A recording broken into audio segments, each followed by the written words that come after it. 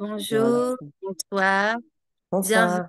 sur la plateforme du wellness, la plateforme dédiée au renouvellement du bien-être de la cellule familiale. Je suis très heureuse d'accueillir ce soir Magali. Bonsoir Magali Madar, Bonsoir Yardena. en Bonsoir tout le direct monde. d'Israël.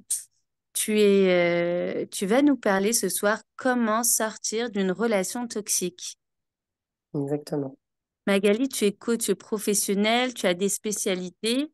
Est-ce que Oui. tu pourrais te présenter et on te donne la parole et je te remercie infiniment d'être avec nous ce soir. Merci à toi de me donner la parole. Avec grand plaisir. Alors oui, moi je suis donc Magali Madar du cabinet Magali Madar Life Coaching. Je suis coach de vie en développement personnel et thérapeute en psychologie positive. Et effectivement, je suis experte des relations toxiques et de la confiance en soi et également de la dépendance affective. Ce sont vraiment mes trois spécialités en thérapie. Et donc, bien entendu, ce soir, je vais vous parler de comment gérer la relation toxique, comment en sortir, comment comprendre, enfin, définir les symptômes, entre guillemets, et comment se reconstruire. Bien entendu, non seulement par mon expertise professionnelle et psychologique de par mes études, mais également parce que j'ai vécu ça personnellement, donc de par mon expérience. Voilà, bah, si tu me permets, Yardena, du coup, je commence le sujet. Avec plaisir et merci Magali. Merci à toi. Donc, première chose, je vais vous expliquer, enfin, vous faire un petit résumé en fait de comment on détecte qu'une relation est toxique. La relation toxique, en fait, il faut comprendre que c'est en général une personne qui est néfaste, hostile pour notre développement personnel. Donc, je ne vais pas rentrer dans le détail de quelle est la personne toxique parce que ça peut être un conjoint, un patron, un ami, un parent. Vraiment, c'est très vaste. Donc, toute personne dans notre vie, malheureusement, peut être toxique. Donc vraiment, ça va être vraiment néfaste pour notre développement personnel et notre bien-être. C'est une personne finalement qui a un espèce de pouvoir sur nous et on se sent en fait comme enlisé dans des sables mouvants. On n'arrive pas vraiment à en sortir, on est pris au piège et épié tout le temps. Et en même temps, on a ce sentiment d'avoir besoin de l'autre. Donc comme je disais, ça peut être, bon, moi, à titre personnel, c'est ma maman, donc c'est assez complexe parce qu'on n'a qu'une maman. Pour le coup, c'est les deux personnes dans la vie qu'on ne peut pas modifier, c'est la maman et le papa. Et en fait, comment ça se passe? On a ce sentiment d'avoir besoin de l'autre, comme si on ne pouvait pas vivre sans cette personne. La personne toxique, elle, c'est comme si qu'elle nous hypnotise, comme si qu'elle a une emprise sur nous. Et finalement, on se dit que parfois elle est gentille, parfois elle est manipulatrice, parfois elle est autoritaire, parfois elle nous humilie, elle nous insulte, elle nous rabaisse. Bon, bien sûr, même dans mes patients, je suis témoin aussi de, de témoignages avec des violences psychologiques et physiques. Et finalement, on se dit qu'on est maltraité sous couvert de l'amour. Mais en fait, c'est pas du vrai amour, ça s'appelle le mal amour.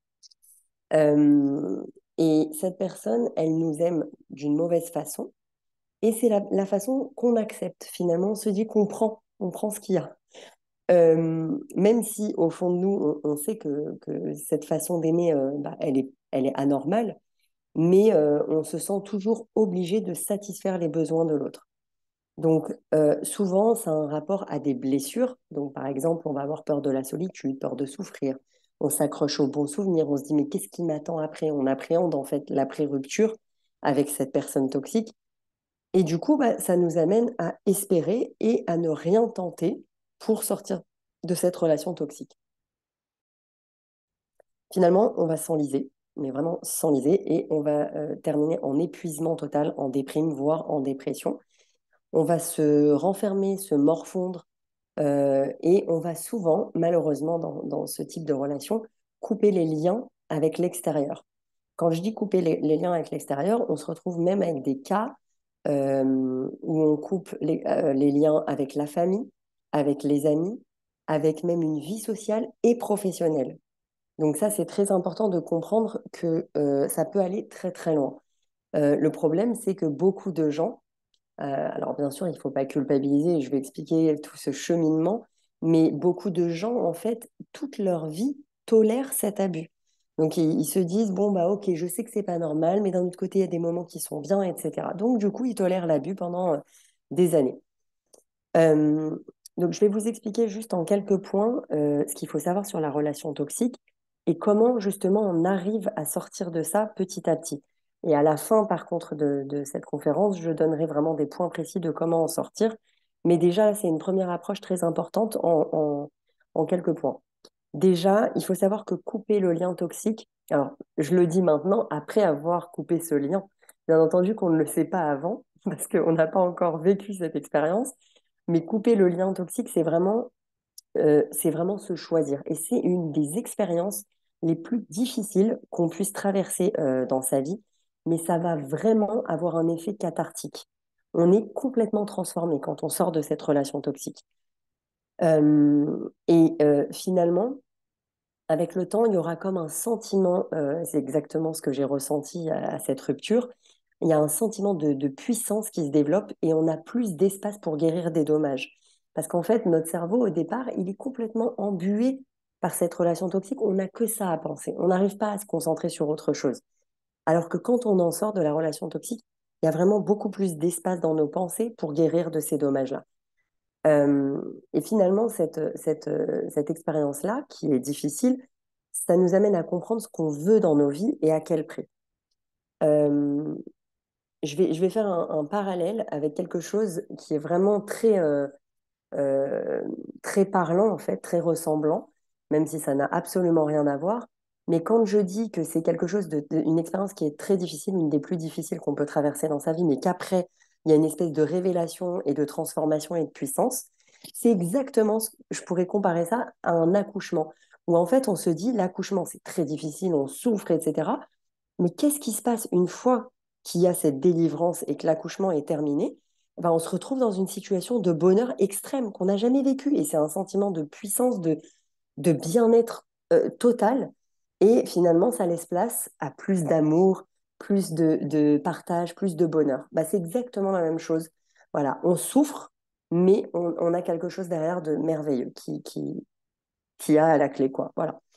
Maintenant, il faut savoir que partir loin de la toxicité, c'est pas un choix qui est facile. C'est quelque chose qu'on ne fait pas parce qu'on en a envie. En fait, on le fait. C'est une décision qu'on prend en général parce que bah, on a souffert pendant des années d'une douleur extrême. Donc, on le fait vraiment. On prend cette décision après des années de douleur en général. Euh, Ensuite, sur la relation toxique, avant de pouvoir sortir de cette relation, il faut bien comprendre une notion très importante. Dans la relation toxique, il y a un manipulateur, donc le bourreau, et il y a une victime. Si vous décidez de porter ce rôle de victime, la relation toxique ne s'arrêtera jamais. C'est à vous, en fait, de dire, stop, je ne décide de ne plus jouer ce rôle de la proie. Et là, à ce moment-là, le lien toxique peut être rompu. Et le manipulateur, du coup, il sera contraint bah, de cesser ses agissements pervers ou toxiques et ou souvent de trouver une autre proie. Mais en tout cas, c'est à vous de mettre un terme à cette notion de manipulateur et proie ou victime. Tant que la victime ne met pas un terme à cette relation, il n'y a rien qui se passera et la relation, elle perdurera dans le temps. Il faut bien comprendre qu'en aucun cas, en fait, le bourreau ne changera ou ne se remettra en question. Donc, si vous êtes toujours devant ce bourreau, en fait, à disposition, sous sa coupe, etc., sachez juste que sa prise de conscience à chaque menace de votre part, parce qu'il y en aura des menaces en plusieurs années, je n'accepte plus ce genre de comportement, je ne tolère plus des insultes, etc. On tente toujours, hein, on essaye, mais on n'y arrive pas toujours. Et en fait, à chaque fois, à chaque menace, bien sûr qu'il y aura une prise de conscience, mais sachez qu'elle va être qu'éphémère. Donc ça, c'est vraiment très important de le comprendre, que finalement, cette prise de conscience, elle a pour unique but de vous refaire plonger et de vous faire refaire plonger encore plus fort. Donc on retombe encore dans les griffes, entre guillemets. Entre guillemets. Ensuite, autre chose qui est très important à savoir pour le moment où justement vous allez sortir de cette relation toxique, c'est que même quand vous allez partir, cette personne reviendra à la charge, que ce soit par téléphone, par l'intermédiaire de quelqu'un, par mail, peu importe, par présence physique, par surprise même, en bas de chez vous. Il y a tellement d'options possibles aujourd'hui. Je peux vous assurer que la personne tentera tout pour vous récupérer. Et elle vous lâchera pas en fait comme ça aussi facilement parce que finalement, cette personne, inconsciemment, elle sait qu'il y a un truc et que là, vous êtes en train vraiment, vraiment de lui glisser des doigts. Et que finalement, cette emprise, elle ne fonctionne plus comme avant. Et là, c'est là en fait qu'elle va redoubler d'efforts pour vous rattraper. Donc, ça m'amène à mon autre point, c'est de vous dire que la seule personne qui doit être convaincue en fait de cette séparation, de cette coupure, que ce soit avec une mère, un père, un mari, une femme, un ami, je sais pas, n'importe, un patron, la seule personne qui doit être convaincue et ferme dans sa décision, mais vraiment en étant absolument catégorique sur l'issue de la relation, c'est vous et uniquement vous. N'attendez pas qu'une autre personne le fasse à votre place, c'est uniquement vous. Si vous, vous n'y croyez pas, en fait, dur comme fer, si vous doutez de vous, ne serait-ce qu'un peu, ou de vos capacités à vivre sans cette personne, je peux vous certifier qu'en fait, elle profitera de cette, comment j'appelle ça, de cette petite brèche. Elle va profiter en fait de cette petite faille, de cette petite brèche, aussi petite soit-elle, pour re-rentrer en fait dans ce cercle, vous faire re-rentrer dans ce cercle vicieux. Et si j'ai un conseil, parce que pour le coup, en étant passé par là, j'ai recraqué plusieurs fois. Et si vous êtes vulnérable un soir, une journée, pendant une situation, un moment, etc., que vous avez envie de craquer ou que vous avez besoin d'un conseil, parlez avec quelqu'un, un thérapeute, un ami, qui vous voulez, mais ne craquez pas, même pas pour un message, parce que sinon, dites-vous bien une chose, c'est retour à la case départ. Tout le processus que vous avez essayé de mettre en place pour sortir de la relation, retour à la case départ, vous recommencez tout. Donc vraiment, c'est très très important de comprendre ça. Maintenant, il y a toujours des options. Je dis toujours, moi, en coaching ou en thérapie, que, on n'est pas obligé de couper complètement. Il y a des relations qui sont gérables sans forcément couper les ponts.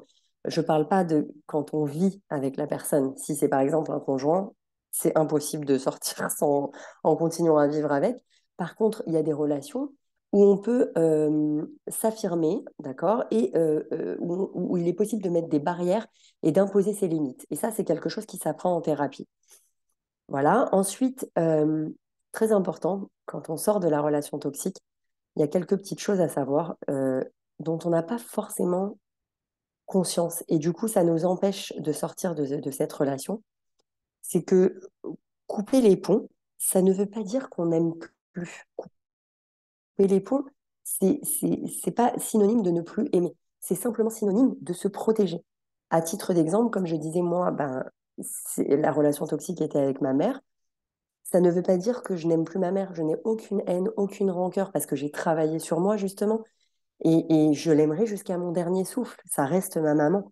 Par contre, ce qui est important de comprendre, c'est que quand on coupe les ponts avec cette personne, c'est uniquement pour se protéger soi ou sa famille. Et ou sa famille. Mais ça n'a absolument aucun rapport avec l'amour qu'on peut porter à cette personne. Euh, le principal dans une relation toxique, en fait, c'est d'être à une distance telle que la personne ne peut plus nous atteindre psychologiquement ou ne peut plus nous faire du mal, physiquement, violemment, etc. Bref, vous avez compris, le principe, c'est vraiment d'avoir une espèce de protection, de se mettre dans une espèce de bulle. Euh, et ce qui est important également à comprendre, et qui est très important en plus dans notre si belle religion, c'est le pardon. C'est-à-dire qu'en fait, effectivement, on n'oublie jamais. En général, quand on nous fait du mal, etc., on n'oublie pas. Et c'est important, entre guillemets, de ne pas oublier aussi pour en tirer les leçons et pour ne pas recommencer les mêmes erreurs. Par contre, le pardon, c'est une notion qui est très importante dans notre religion, mais c'est aussi une notion qui est importante pour notre guérison, pour notre paix intérieure. C'est-à-dire que même si on n'oublie jamais, on peut pardonner. Pardonner la personne, ça ne veut pas dire qu'on est faible. On associe toujours le pardon, quand quelqu'un nous a fait du mal, à ah ouais, je suis faible, je lui ai pardonné alors qu'il m'a fait du mal, etc. Mais non. En fait, le pardon, il est pour nous, il est salvateur, il est libérateur. Et pardonner, ça ne veut pas dire qu'on comprend ce que la personne a fait de mal. Ça ne veut pas dire qu'on comprend l'incompréhensible. C'est en fait tout simplement, quand on pardonne, quelque part, on se guérit. Et on est beaucoup plus en paix intérieure. Parce que la rancœur, la rancune, c'est un poison qui moisit à l'intérieur de nous. Et ça ne peut que nous faire du mal, ça ne peut que nous faire rentrer en souffrance. Du coup, le principal, c'est vraiment de comprendre que notre normalité à nous, elle est différente. Et finalement, on est face à des agissements et des paroles qui sont insensés. Donc, la relation, elle est biaisée et vouée à l'échec dès le départ. Donc, c'est exactement ça le propre de la relation toxique. Ensuite, quelque chose d'important également, euh, justement, je suis également passée par là, c'est qu'après la reconstruction et l'acceptation, quand on est sur le chemin de la guérison, il faut qu'on arrive à faire le deuil d'une relation normale, d'une relation qu'on aurait aimé vivre. Souvent, je le retrouve chez mes patients, on me dit, oui, mais j'aurais aimé que mon mari soit comme ça, ou j'aurais aimé que mon patron il parle bien, ou j'aurais aimé... Et je me faisais les mêmes réflexions, en fait. À l'époque, je me disais, mais je veux une relation normale, mère-fille, j'aimerais, je voudrais vivre ça. Et en fait, tant qu'on n'a pas fait le deuil de cette relation normale qu'on n'aura jamais, et qu'on on continue d'idéaliser, en fait, une relation, eh bien, il n'y a rien qui peut se passer. Donc, il faut absolument se concentrer sur le pardon aussi envers soi-même. Comprendre que finalement, on y est pour rien, qu'on n'a rien provoqué. Ça, c'est assez douloureux au départ de comprendre ça. Euh, et qu'on n'a rien provoqué et que la situation, elle est telle qu'elle, mais que c'est pas de notre faute finalement. Et une fois qu'on arrive à ne plus se sentir coupable de ce que l'on a vécu avec la personne toxique, une fois qu'on a réussi à comprendre qu'en fait, on ne doit pas être coupable, on ne doit pas se sentir coupable de ne pas avoir coupé plus tôt ou de ne pas avoir réussi à sauver l'autre. Souvent, on a envie de continuer, continuer dans la relation parce qu'on se dit, je vais réussir à le sauver. Mais pas du tout, c'est nous on va vraiment se perdre en fait. Également, ne pas s'être protégé, ne pas avoir vu l'entourloupe, être tombé par exemple trop de fois dans les griffes du bourreau, c'est ce que je disais, ou dire tout le temps j'aurais dû tenter ça, j'aurais dû faire comme ci, comme ça, etc. Eh bien, tant qu'on ne passe pas par cette période-là, on n'est pas encore sur la voie de la guérison. Ça, c'est vraiment le chemin de la guérison. Et il y a même une période de deuil où finalement on se questionne, genre on peut se sentir finalement honteux. Ou alors à un moment donné, je me disais, mais est-ce que je suis pas une mauvaise fille de couper comme ça et d'avoir choisi ma propre santé mentale? Donc ça, c'est très important justement de comprendre tout ce cheminement de pensée qui est normal. On passe par toutes les émotions, mais c'est normal. Et encore une fois, il ne faut pas retomber à cause de ça dans le piège du syndrome du sauveur ou de la sauveuse. De se dire non, mais je vais réussir à sauver la personne et ça va s'arranger et on aura une super relation. Parce que ça n'arrivera malheureusement pas. On doit en fait justement laisser aller le comment on aurait souhaité que les choses se déroulent. Et en fait, aussi laisser aller l'espoir qu'on avait que ce dysfonctionnement s'arrête. Parce que finalement, cette relation biaisée, c'est un dysfonctionnement. Donc, vraiment, laisser aller cet espoir-là et faire face à la réalité que malheureusement, bah, les personnes, en tout cas, je parle dans le cadre d'une relation toxique, les personnes ne changent pas à moins qu'elles le décident. Et donc, si ça s'est passé comme ça, c'est qu'il y avait une raison. Et ça, c'est pour toutes les épreuves de la vie. De toute façon, les leçons, on les comprend pas tout de suite, mais on les comprend plus tard, ou Bezrat Hachem dans l'au-delà. Mais en tout cas, on les comprend un jour. Et ce qu'il faut comprendre, c'est que aujourd'hui, si ça s'est passé comme ça, c'est qu'il y a une raison. Euh, donc, tout ça pour dire qu'aujourd'hui, quand vous êtes dans une relation toxique, le plus important, c'est de se sauver. Et quand je dis se sauver, je parle des deux significations. Se sauver, donc s'enfuir, et se sauver dans le sens se protéger, se sauver soi-même. Donc ça, c'est très important parce que c'est vraiment le, le, le fait de se sauver, c'est le maître mot de se sortir d'une relation toxique. Et ensuite, on peut se reconstruire, guérir, se pardonner, se reconnecter à notre vrai moi, parce qu'en fin de compte, dans une relation toxique, on marche sur des œufs, on n'est jamais soi-même. Et donc, bah, notre vrai moi, il a été enfoui pendant trop longtemps. Suite à une relation toxique, souvent, on se rend compte qu'on fait de son expérience vraiment un apprentissage et qu'on en sort grandi. Souvent, c'est ce que les patients me disent. quand ils arrivent, quand c'est des relations toxiques avec, par exemple, le conjoint, et qu'ils arrivent à aller, grâce à Dieu, vraiment pour eux, c'est salvateur et libérateur, ils arrivent à aller jusqu'au au divorce parce qu'il y a eu des violences physiques, etc. Et bien après, ils se rendent compte que vraiment, c'est une expérience qui a été complètement et réellement libératrice. Et surtout, il faut bien se dire une chose, c'est que euh, finalement, on est un adulte et qu'enfin, on peut choisir les personnes qu'on veut laisser rentrer dans notre vie. Et ça, c'est quelque chose à laquelle on n'a pas accès quand on est petit, quand on est enfant. C'est-à-dire qu'aujourd'hui, on a ce choix, on a ce libre arbitre de prendre cette décision de ne pas laisser entrer des gens toxiques dans notre vie. Finalement, une fois qu'on comprend ça, on prend de l'assurance à mesure qu'on a la confirmation qu'on a pris la bonne décision. Et après ça, c'est ce que je disais au tout début dans mon introduction, c'est que finalement, on n'est plus jamais la même personne après, parce qu'on sait combien la vie, elle est différente quand on protège notre paix intérieure. Et ça, c'est très, très important à comprendre, cette notion de après. Pas juste voir la souffrance qu'on est en train de vivre en ce moment et le chemin de la guérison qui est aussi douloureux, mais qui a vraiment un après qui est miraculeux et transformateur.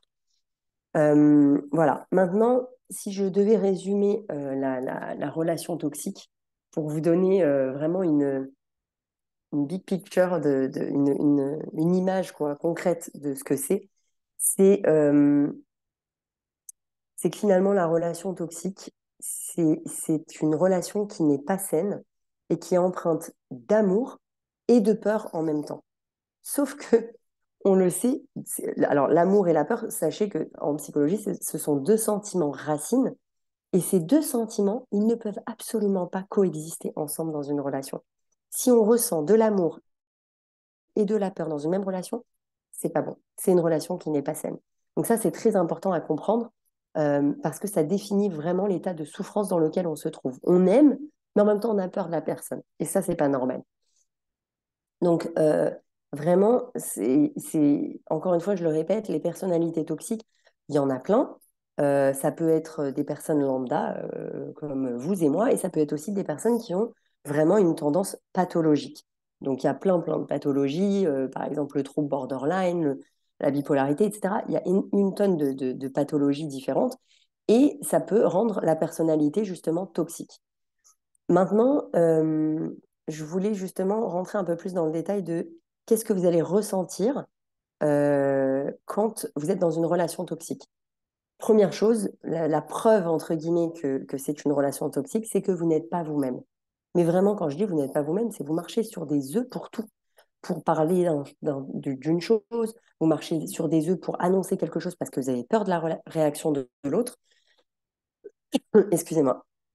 Et du coup, en fait, on est tout le temps renvoyé à des changements qu'on est forcé de réaliser pour l'autre dans l'optique de maintenir la relation. Genre, soi-disant, une stabilité, en fait.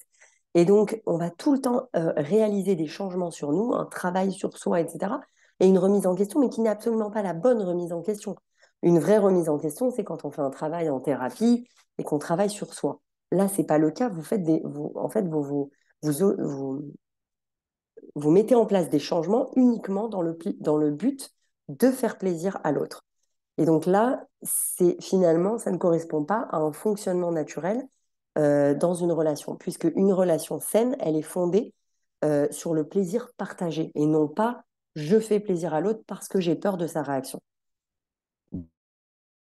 Donc si votre partenaire, donc encore une fois, je répète, partenaire conjoint, etc., etc., si votre partenaire il tente de vous changer, ou de vous façonner à sa manière, à ce qu'il attend vraiment de vous, vous devez justement à ce moment-là vous demander si vous êtes à votre place dans cette relation. Parce que c'est un signe déjà précurseur qu'il y a un malaise, qu'il y a un problème.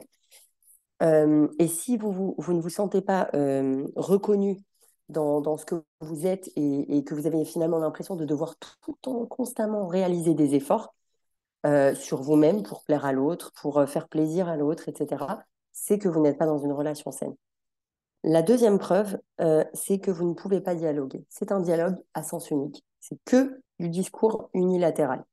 Et donc là, c'est vraiment le propre de la relation toxique, c'est que finalement, on est dans l'impossibilité de résoudre les difficultés relationnelles à travers l'échange, le dialogue, le discours, une conversation lambda entre un mari et une femme ou entre un patron et son employé, entre ses parents et son enfant. Et donc, finalement, ça va être tout le temps, même le dialogue va être source de conflits supplémentaires et d'incompréhension mutuelle. Ça peut être aussi, souvent, le dialogue, un lieu privilégié de manipulation.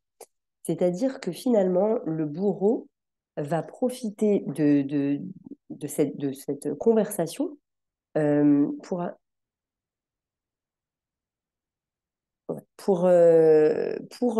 mettre en place encore plus une situation d'emprise. Donc dans ce cas, bah, du coup, la communication, elle devient complètement paradoxale parce qu'elle est faite de contradictions. Et vous, la victime, vous êtes complètement dans un état de vulnérabilité et de stupeur qui vous rend encore plus malléable pour le bourreau. Donc en fait, là, c'est tout bénef pour lui, dans le sens où sa proie, là, elle est complètement déboussolée. Elle comprend même plus ce qui lui arrive. Euh, donc ça, c'est concernant la communication verbale. Maintenant, dans ce genre de manipulation, justement, le but, c'est de déstabiliser et d'assujettir le partenaire. Donc en fait, le but, en somme, c'est de créer la confusion dans notre esprit, donc dans l'esprit de la victime, et de légitimer le mode de fonctionnement destructeur. Vraiment, à la fin, la victime, elle ressort de la conversation en se disant, bah, en fait, c'est moi qui suis en tort, je suis complètement folle. C'est vrai, il a réussi à me démontrer, à argumenter que finalement, c'est moi la folle dans l'histoire. Et, euh, et finalement, bah, on se rend compte qu'il y a un retournement de situation, puisque c'est le manipulateur à ce moment-là qui se victimise et qui rend l'autre responsable des dysfonctionnements de cette relation.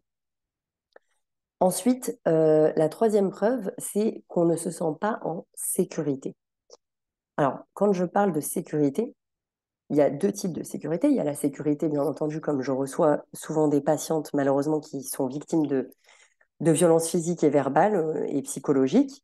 Alors là, on est sur une sécurité de protection de soi, de son corps, etc., ou de son esprit, de sa santé mentale.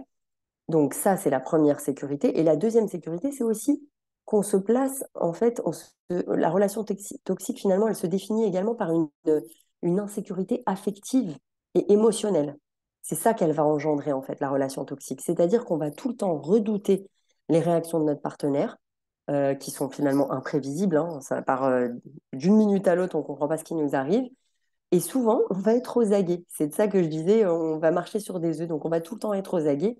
Et finalement, ça va se manifester par une instabilité au niveau des comportements. Et on va se rendre compte que la personne en face, bah, elle souffle le chaud et le froid. Souvent, c'est ce qui ressort dans mes consultations. Les gens ressentent exactement donc, ce par quoi je suis également passée. C'est que vraiment, on a l'impression que ça passe de la gentillesse à la méchanceté, de la méchanceté à la manipulation, de la manipulation à la pardon, pardon, je me rends compte, etc. Je te supplie de rester. Et finalement, bah, c'est complètement des comportements instables et le bourreau va souffler le chaud et le froid et alterner les phases, entre guillemets, de séduction et de tendresse avec des périodes de distance, voire de violence. Donc, le truc, finalement, c'est que vous allez vous adapter. C'est pas la personne qui va se remettre en question, le bourreau, c'est vous, la victime, qui allez vous adapter. Et en fait, vous allez finalement essayer d'éviter le plus possible de subir les humeurs de votre partenaire. Donc, vous allez perdre finalement votre joie de vivre, votre spontanéité. Euh, et du coup, bah, cette insécurité affective, elle va être source de stress, de tension et ouvrir forcément la voie à une situation d'emprise émotionnelle. La quatrième preuve, c'est qu'on va développer une dépendance. Alors, soit une codépendance, soit une dépendance affective. Euh, Dans mon cas, c'était vraiment la dépendance affective, puisque bah, dans le cas d'une maman, forcément, on se dit Mais non, mais je peux pas vivre sans ma mère, c'est pas possible. Donc tant pis, je subis les souffrances, les violences physiques, verbales, psychologiques, mais c'est pas grave, je prends sur moi. Et finalement, on se perd complètement et c'est causé surtout par la dépendance affective qu'on peut ressentir. Et finalement, ça va se traduire par un déséquilibre dans la relation parce qu'on va avoir le sentiment tout le temps de donner davantage que ce qu'on reçoit. C'est-à-dire qu'on va tout le temps être dans le don de soi, mais parce qu'on attend en même temps quelque chose de l'autre, un geste, un mot, un petit truc qui va nous dire, OK, je ne suis pas restée pour rien. Je sais pourquoi je suis là. Sauf qu'en fait, c'est juste c'est un masque. Voilà. Donc ça, c'est très important de comprendre que cette dépendance affective, elle va favoriser le développement de la dépendance émotionnelle parce que à tout prix, on essaye d'obtenir de l'autre ce dont il nous prive en fait. S'il nous prive de son amour ou de sa sympathie ou de son respect, etc., on va tout le temps constamment rechercher ça dans tous nos faits et gestes, nos paroles, etc. Et finalement, on se rend compte que la relation, la victime de la relation toxique, elle ne tient que par le manque. Donc, c'est-à-dire que en fait, la personne, le bourreau, va nous donner juste assez de satisfaction affective pour qu'on arrive à rester attaché. Et quand on a compris ça, on comprend que vraiment, il y a des subterfuges et que c'est très, très vicieux, mais que on peut s'en sortir. Parce qu'une fois qu'on l'a compris, il y a vraiment un déclic, une prise de conscience.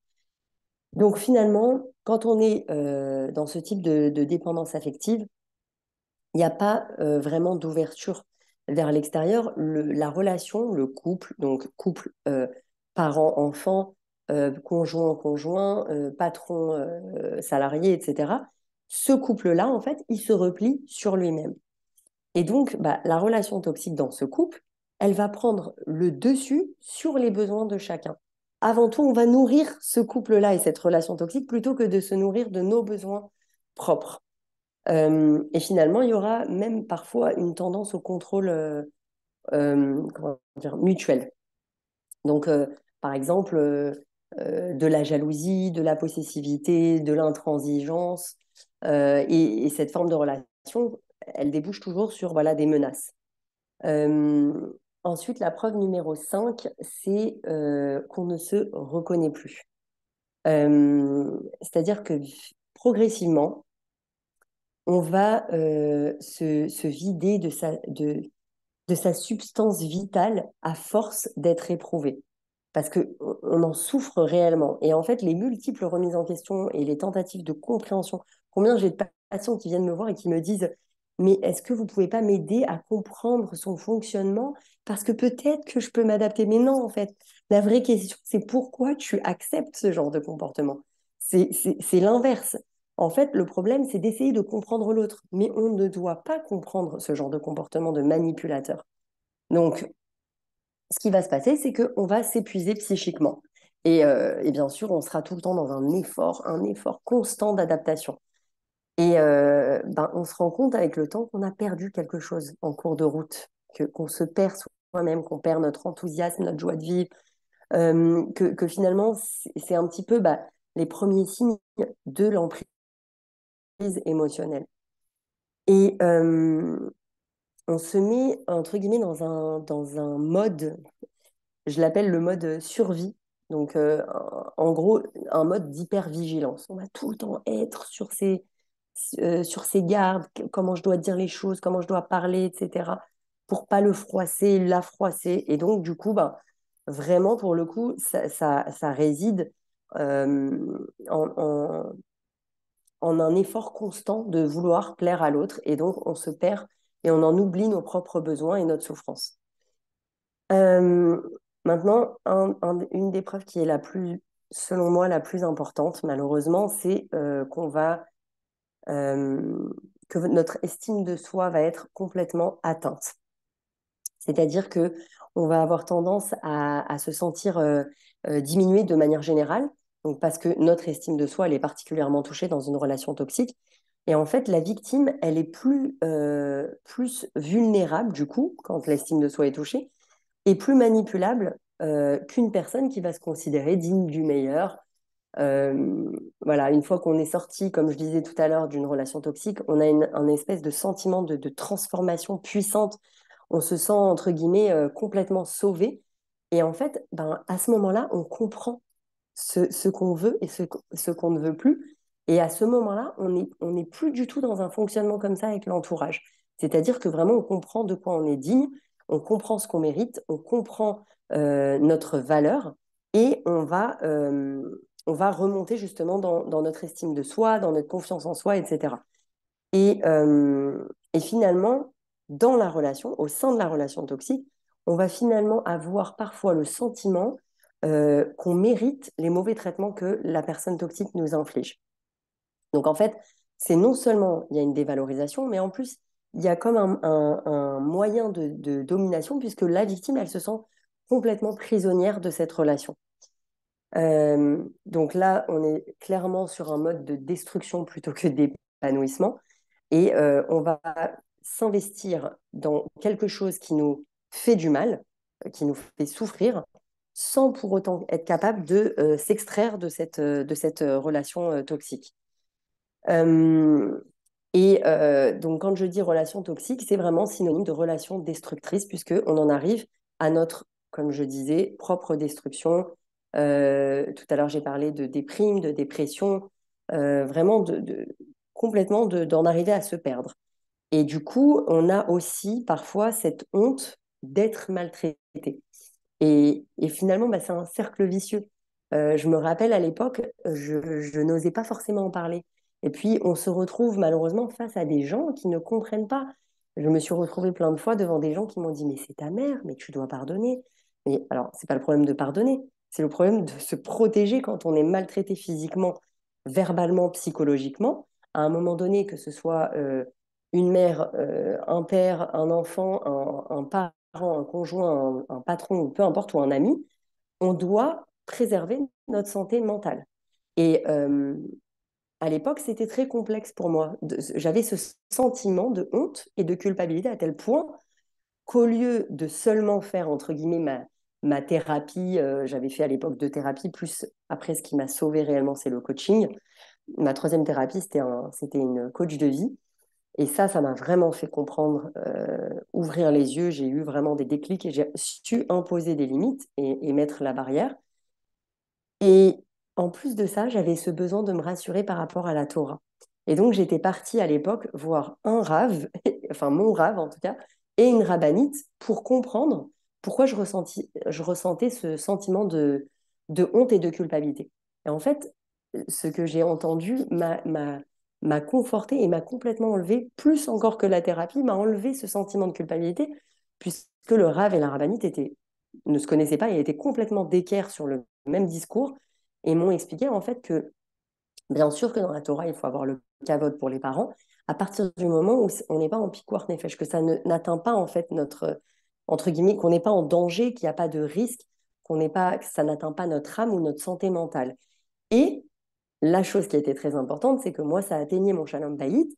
Et en fait, on m'avait expliqué à l'époque que, bien, qu'Hachem se mettait en dessous, entre guillemets, du shalom bayit, que le shalom bayit était plus important que tout. Et donc, ça m'avait conforté dans cette, dans ma voie, en fait, que j'avais envie de prendre, mais que je n'arrivais pas à prendre parce que j'avais débloqué, entre guillemets, l'aspect psychologique, mais il fallait que je débloque aussi l'aspect religieux par rapport au kavod qui fait partie des 10 commandements, le kavod aux parents. Donc du coup, je me suis rendu compte que ben, la psychologie et la Torah étaient complètement reliées sur ce point, comme beaucoup de points en fait. Et ça m'a permis de passer ce dernier pas qu'il me manquait à l'époque pour vraiment sortir de cette relation toxique. Euh, donc voilà, ça c'est les points que je voulais évoquer avec vous pour bien comprendre quels sont, entre guillemets, j'appelle ça les symptômes de la relation toxique. Maintenant, comment on sort de la relation toxique pour ensuite passer à la phase de reconstruction. Euh, la première chose, c'est pour moi vraiment nécessaire, je pense que c'est un besoin vital, c'est important de garder à l'esprit que pour mettre fin à une relation toxique, souvent, ça nécessite un accompagnement thérapeutique. Parce que déjà, même avec l'accompagnement thérapeutique, la décision de sortir de cette relation est très complexe à prendre. Une fois qu'on a eu le déclic et qu'on a pris cette décision de quitter la relation toxique, il va se passer plein de petites étapes, plein de pas qui sont des mini-victoires à chaque fois et qui vont nous amener vers notre objectif final. Mais en attendant, pendant ces petits pas, bien entendu que le bourreau et le manipulateur va continuer d'avoir son emprise et de tout faire, comme je l'ai dit au tout début, pour nous rattraper. Encore plus quand il sent qu'il n'y a plus de maîtrise, il n'y a plus d'emprise et qu'on est en train de glisser sous les doigts. Alors là, entre guillemets, il redouble d'efforts et ça s'intensifie. Et, euh, et à ce moment-là, ces retournements de situation et culpabilisation, etc., tout faire pour que la personne ne prenne pas cette décision. Donc vraiment, pour moi, l'accompagnement thérapeutique, il est extrêmement nécessaire. Euh, il faut aussi, au moment où on prend cette décision de sortir de cette relation toxique, comprendre qu'une véritable relation toxique, elle ne peut pas devenir saine. Quels que soient les efforts que vous allez faire, que vous allez consacrer à cet objectif de changer l'autre personne pour que la relation, elle se passe bien, c'est peine perdue. Il y a un dysfonctionnement en termes relationnels. Donc finalement, bah, on se rend compte petit à petit que la seule solution, c'est l'émancipation. Comment on arrive à cette émancipation? C'est ça la vraie clé. Donc, la première chose, c'est comme je l'ai dit au tout début, j'expliquais que souvent on se coupe du lien familial, social, les amis, le taf, enfin vraiment tout. Et, euh, et on reste pendant plusieurs années, parfois comme ça, coupé de tout, de la relation sociale, du travail. Souvent, les patientes, elles viennent me voir et elles me disent, comment je vais arriver? Je suis obligée de subir les coups parce que j'ai pas de travail. Mais pas du tout, en fait. Il y a plein de solutions à mettre en place, il y a plein d'aides, que ce soit dans tous les pays du monde, il y a des aides pour ça. Donc vraiment, c'est très important de comprendre qu'il y a toujours des solutions. Et en fait, la première chose à faire, c'est de renouer avec un entourage social et familial. N'ayez pas peur et n'ayez pas honte. Souvent, on me dit, oui, mais tu te rends pas compte, pendant des années, j'ai plus donné signe de vie, je me suis coupée du monde entier, je me suis coupée de mes amis, etc. Je peux vous assurer que si vous êtes authentique, que vous êtes sincère avec vous-même et que vous allez vraiment, finalement, expliquer tout ce que vous pouvez ressentir, ce par quoi vous êtes passé et ce que vous essayez de faire aujourd'hui, c'est-à-dire de sortir de cette relation destructrice et de vous transformer, personne ne vous fermera la porte. À partir du moment où vous avez cette intention de sortir de cette relation toxique. Donc renouer, donc bien sûr, première chose, accompagnement thérapeutique. Deuxième chose, renouer avec son entourage social ou familial. Reparler même à des amis qu'on avait de longue date, avec qui on a coupé les ponts. Euh, accepter d'être soutenu. Donc ça, c'est très important. Rechercher à l'extérieur de la relation un lieu où vous allez vous sentir en sécurité et où vous allez pouvoir parler et vous livrer sans crainte d'être jugé. Parce que, on va pas se mentir, dans une relation toxique, le plus important, c'est de briser le silence. Si vous restez si vous êtes dans cette relation toxique, vous n'avez personne autour, ni accompagnement thérapeutique, ni famille, ni amis, ni quoi que ce soit, et que vous dites, ouais, c'est bon, je vais m'en sortir, genre, je vais sortir de cette relation, c'est très dur. Déjà, rien qu'en brisant le silence et en étant le fait de renouer avec un entourage social et professionnel et amical et familial, dites-vous déjà que c'est compliqué. Mais alors, si on est isolé, c'est quasi mission impossible. Donc vraiment, très important, le soutien social, amical, familial. Et c'est ce qui va vous permettre en fait de rassembler vos forces pour mettre fin à cette relation. Et en plus de ça, ce que ça va vous apporter, le fait de ne pas être isolé et d'être accompagné par les gens autour de vous, c'est que vous allez avoir aussi une autre perspective. La perception d'une personne en face de vous, ça va pas être la même. Chacun avec son éducation, son schéma amoureux qu'il a vu dans l'enfance, sa propre sensibilité, etc. Chaque personne va voir la situation sous un autre angle et avoir un point de vue différent. Et du coup, ce que vous n'avez pas forcément vu comme de la manipulation, une autre personne va comprendre que c'est de la manipulation, va le voir et va vous en faire part. Donc finalement, le fait aussi d'avoir un avis, entre guillemets, construit et différent du vôtre, va vous permettre d'ouvrir aussi les yeux encore plus vite, peut-être, que si vous étiez isolé, solo et que vous souhaitez sortir de cette relation destructrice. Donc, je disais, le renouer avec l'entourage, accepter d'être soutenu, rechercher de l'aide à l'extérieur pour vraiment vous sentir soutenu sans crainte d'être jugé. Et quelque chose pour moi qui est essentiel, c'est de se trouver une passion, un hobby, une occupation, quelque chose où vous allez être seul, c'est-à-dire où vous n'êtes pas sous emprise. Parce que souvent, quand on est dans une relation toxique, la personne veut avoir le contrôle, le monopole de tout et tout vérifier.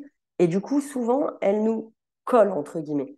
Ah, mais pourquoi tu fais ça? Et pourquoi? Mais tu devrais pas faire comme ça, etc. Alors que là, si justement vous trouvez un moyen entre guillemets, de vous échapper pendant 1 heure ou 2 heures par semaine, ce moment n'est rien qu'à vous. Et en fait, il vous permet de voir les choses beaucoup plus claires, de s'éclaircir dans votre esprit et de sortir, entre guillemets, de cette relation pour quelques heures. Ça va vous permettre de vous rendre compte que bah, vous arrivez à vibrer votre vie aussi quand vous n'êtes pas avec cette personne. On a souvent l'impression qu'on ne peut pas se passer de cette personne, alors que ce n'est pas du tout le cas. Donc, trouver une passion, un hobby, quelques heures par semaine où on peut être vraiment seul. Ensuite, pour les personnes que je reçois souvent qui me reposent cette question tout le temps, c'est comment je vais le faire, mais je travaille pas, etc. Je vais vous dire très simplement, bah, comment je vais faire? Il n'y a pas deux mères sur Terre, il n'y en a qu'une. Je vis aujourd'hui sans ma maman, qui est pourtant, voilà, qui est pourtant dans ce monde, bah, au Hachem, et en fait, je vis sans elle tout simplement parce que j'ai compris que c'était le seul moyen d'être heureuse et de me protéger. Donc, de la même façon que je vous dirais ça, je vous dis également, là, on parle juste d'un travail. Un travail, ça se trouve. On n'a aucun problème à aider quand il y a un accompagnement thérapeutique, à trouver des solutions, assistantes sociales, etc., etc. Il y a des millions de possibilités. Simplement, comprendre d'où viennent ces peurs et en parler avec le thérapeute. Et effectivement, de cette façon-là, petit à petit, dans le coaching, on va pouvoir avancer pas à pas vers la victoire. Donc le hobby, le travail. Ensuite, si c'est possible, alors je sais que quand c'est avec un conjoint, c'est très compliqué parce qu'on vit avec, mais si c'est une personne qui ne vit pas sous le même toit, donc moi c'était mon cas, puisque c'était ma mère, euh, essayez par tous les moyens de couper, alors bien sûr les limites, ça j'en ai parlé, les limites, mettre des barrières, etc. Mais quand c'est trop profond et que la relation elle est vraiment, vraiment destructrice, essayez pour quelque temps de couper les ponts. Parce qu'en fait, ça va être très dur au début, mais petit à petit, plus les jours vont passer, et plus vous allez vous rendre compte que cette accoutumance, cette dépendance dont on parlait tout à l'heure, elle peut complètement se diluer, s'évaporer avec le temps, avec les jours qui passent, et on se rend compte que cette séparation, elle est possible. On n'est pas dans quelque chose d'utopique, c'est tout à fait possible puisqu'on est en train de le vivre en ce moment. Si on est séparé depuis 1 semaine, 2 semaines, 3 semaines, j'en sais rien. Mais à partir du moment où on arrive à couper les ponts sur une vraie durée, on ne parle pas de 2 jours, on parle d'une vraie coupure, à ce moment-là, on se rendra compte qu'il y a possibilité de se séparer, de sortir en fait de cette relation toxique.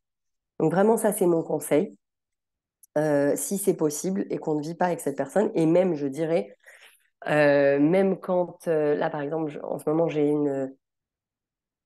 une thérapie d'une jeune femme qui est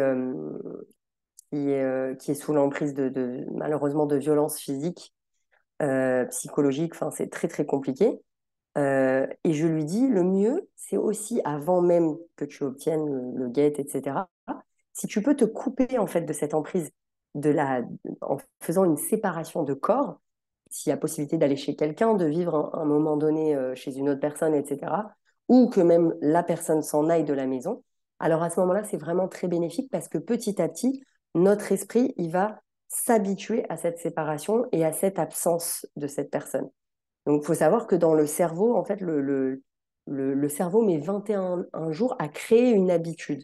Donc, c'est quand même assez long, c'est 3 semaines. D'accord? Donc, il faut se dire que, comment on dit Beretsef, de façon, euh, Yardena, aide-moi. Beretsef. Prolong- Merci. prolong- Prolongé, voilà. de façon prolongée, il faut que ça dure. C'est pas genre je me sépare 5 jours, je reviens et ensuite je repars. Non, parce que là, c'est pas, du coup, le cerveau va pas s'habituer à cette absence. On va replonger en fait chaque fois. Voilà. Et enfin, dernière chose, pour vous aider à vous reconstruire, mais aussi à prendre conscience des mécanismes par lesquels vous restez prisonnier de la relation, quelles sont vos peurs, quelles sont vos angoisses sur la pré-rupture, etc., etc. C'est vraiment utile de se tourner vers un professionnel. Je recommande même de se tourner vers un professionnel qui est expert dans ce domaine. Donc la dépendance affective, la relation toxique, tous ces sujets-là, l'estime de soi, la confiance en soi, c'est vraiment très important en fait que la thérapie soit vraiment axée et tournée là-dessus. Euh, donc voilà, le but c'est en fait tout simplement de trouver le plus possible de ressources existantes pour vous permettre d'avancer vers une émancipation, l'émancipation qui est désirée finalement pour sortir de cette relation toxique. Et ne pas hésiter vraiment, vraiment à faire appel à de l'aide extérieure, à des gens, à taper à toutes les portes, demander du soutien psychologique, demander de l'aide financière, une assistante sociale. Il y a toujours des solutions, même quand on a l'impression qu'on est prisonnier de cette relation et qu'on ne pourra jamais s'en sortir, il ne faut pas rester isolé. Il n'y a pas de honte à demander de l'aide. Au contraire, c'est un vrai acte de courage et c'est ce qui va vous permettre de revivre après ce que je vous ai dit au début de la conférence, de vivre finalement une transformation et comme une sorte de... Ce que j'ai ressenti, c'est une renaissance.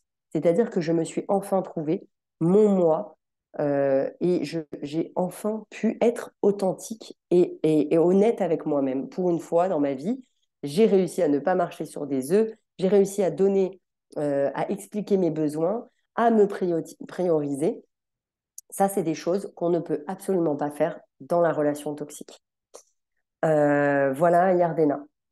Magali, c'est incroyable l'exposé que tu viens de nous faire ce soir, qui est très clair, lucide, comme approprié, vraiment. C'est magnifique. Alors, nous avons commencé la conférence à 21 à 20h30 heure française. Donc, les personnes qui sont arrivées à 9h comme d'habitude, vous pouvez revisionner le Le replay. replay. Voilà. Et je voulais rebondir, Magali, sur ce que tu dis. En général, les patientes que tu reçois, en combien de temps elles peuvent sortir de cette relation?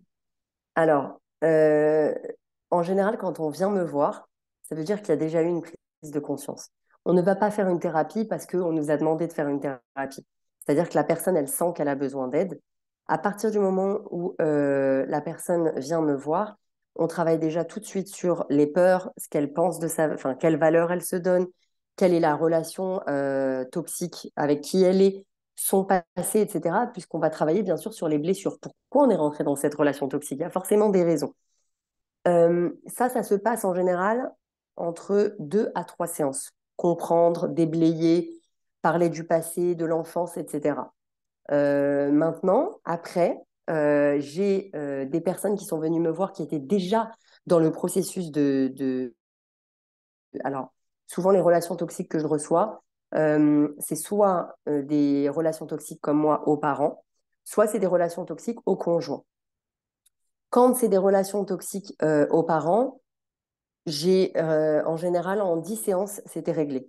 Quand c'est des relations toxiques au conjoint, il faut savoir que si la personne n'est pas encore n'a pas engagé un processus de divorce, parce qu'elle subit des coups et blessures ou des choses comme ça va être un peu plus long. Mais si la personne est déjà dans ce processus, elle n'est pas encore divorcée, mais elle est déjà dans le processus, ça peut aller très vite. J'ai déjà réglé en 10 séances de coaching. Vraiment, on est rentré dans le vif du sujet.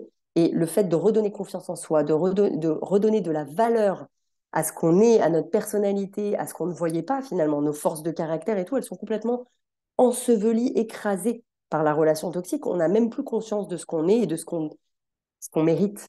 Donc ça, à partir du moment où on se relève de tout ça, ça peut aller très très vite. Je vous dis, bon, moi je fais que des thérapies brèves, je fais pas plus en général que 10 à 20 séances grand maximum. Voilà, D'accord.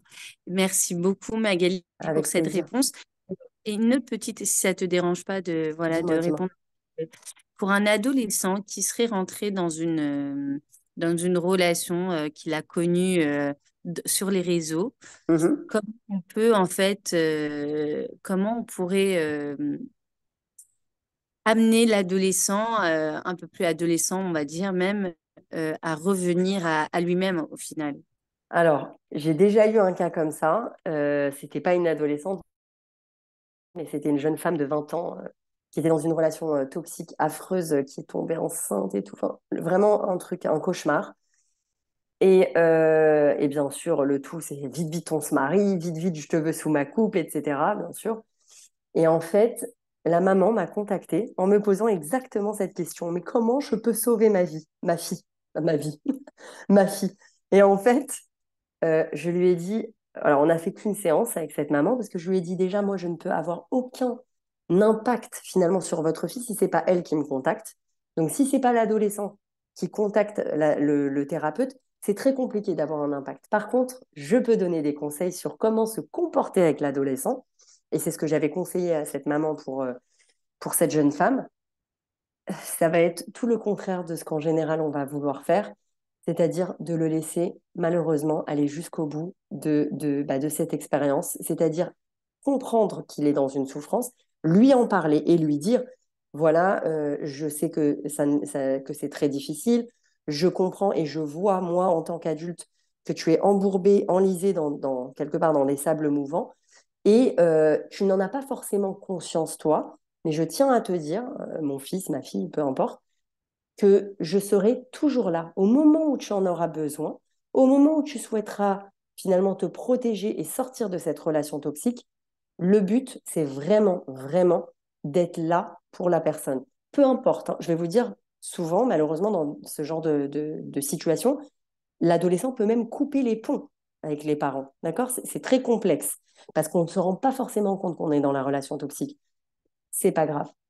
Il faut le laisser faire ce qu'il a à faire et tout de suite après, dès qu'il dit maman, papa, j'ai besoin de vous, ça va pas, revenir dans la relation. C'est très important parce que l'enfant, il a besoin de se sentir soutenu. Merci infiniment, Magali. Avec Vraiment, plaisir.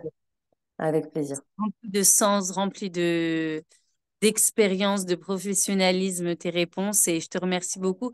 Avec Est-ce que je plaisir. peux donner la parole aux participantes si elles Bien souhaitent poser sûr, une bien question? sûr. Avec Merci plaisir. beaucoup. Je réouvre les micros. Voilà. Les personnes qui souhaitent poser des questions en direct à Magali sont le bienvenu. Non, t'as pas réouvert, je crois. Ah, Je les pardon. vois tous fermer les micros. Demandez à tout le monde la réactivation du micro. Ben, Ah, attends. voilà, voilà, c'est bon. Ça va. OK. Que nous avons quelques questions où on peut clôturer la conférence. Non, Non, c'est apparemment, c'est parfait. super. Euh, Bah écoute, Magali, merci infiniment. Voilà, c'est Roche Avec Rodèche grand plaisir. et on Ouais. prie vraiment on prie très très fort pour nos soldats, on prie très fort pour Amen. nos La soldats, libération des otages. et pour vraiment que tous nos endeuillés soient consolés, si Dieu veut, avec des grands Amen. miracles, de très très grands miracles à la hauteur de Hanouka pour tout notre peuple, si Dieu veut. Et encore merci Amen. pour Avec cette plaisir. vision Merci encore, Yardena. Vraiment, cette les association, enfants. c'est magnifique. Vraiment, je tiens à le dire, c'est juste exceptionnel de pouvoir comme ça nous donner la parole, mais surtout que ça puisse contribuer à finalement guérir, transformer des gens qui en ont besoin, qui sont dans le besoin et qui n'ont pas forcément accès à la thérapie. C'est vraiment exceptionnel. Merci de donner la parole à tous les thérapeutes et les coachs. Baruch Hashem, Magali, je te souhaite une très bonne soirée et Avec plaisir. Merci. Bonne soirée à tous. Au revoir.